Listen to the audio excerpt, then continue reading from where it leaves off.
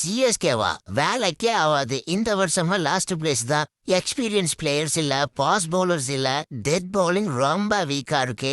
யாருன்னு தெரியாத அன்கேப்டு பிளேயர்ஸை நம்பி இவ்வளோ இன்வெஸ்ட் பண்ணிருக்காங்க. எப்பா எப்பா எப்பா எவ்வளோ கதறல்ரா சாமி. உண்மையாவே இவங்கெல்லாம் டீம் மேனேஜர் அக்கறையில தான் இப்படி பேசுறாங்களா?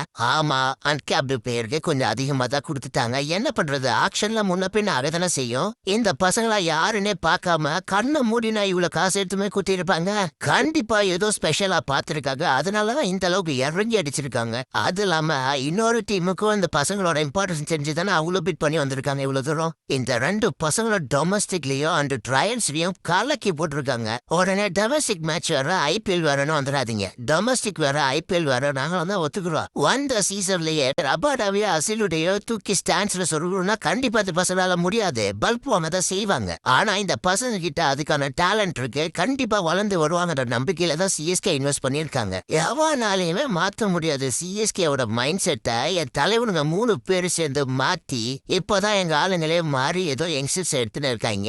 கேம் எங்கேயோ போயிடுச்சுன்றதோ இப்பதான் எங்க ஆளுக்கு புரிஞ்சும் இருக்கு. இப்ப இப்படி கதறி இருந்தீங்கன்னு வைங்க, திருப்பி முதல்ல இருந்து வந்துருவாங்க. அப்புறம் பாத்துக்கோங்க. மும்பை இந்தியன்ஸ் எவனே தெரியாத ஆளுங்களை கொண்டு வந்து இன்னைக்கு வேர்ல்ட் கிரிக்கெட்டே ஒரு ஆட்டுல பும்ராவும் ஹர்திக் பாண்டியாவும் இன்னும் எவ்வளோ அவ்வளவுதான். அவங்கள பார்த்து நம்மள கத்துக்கணும் போக வேண்டியதா. அப்புறம் பவுலிங் இல்லைன்றீங்க.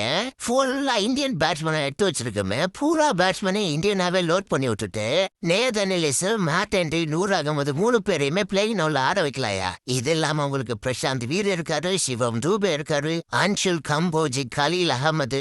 ஏன் நேதன் எல்லிஸும் மேட் ஹென்ரியும் சேர்ந்து டெத் ஓவர்ஸ் போட முடியாதா? பங்கமா இருக்கு போட்டா. எல்லாரும் சொல்ற மாதிரி சிஎஸ்கேவோட பவுலிங் ஒன்னும் அவ்வளவு வீக்கெல்லாம் கிடையாது. பேட்டிங் சென்டர் பண்ணிட்டாங்க. இப்போ ஃபாரின் பவுலர்ஸ் வச்சு சொருக வேண்டியதா. கண்டிப்பா இந்த டீம் கப் அடிச்சே தீரும் அப்படின்லாம் நான் சொல்லல. போன வருஷம் கம்பேர் பண்ணும்போது இது சூப்பரான டீம். அடுத்த வீடியோல பிளேயிங்ல ஒண்ணு போறோம் பாருங்க, உங்களுக்கே புரியும். நேத்து போட்ட லாங் ஃபார்மட் வீடியோக்கு செம்ம ரெஸ்பான்ஸ்.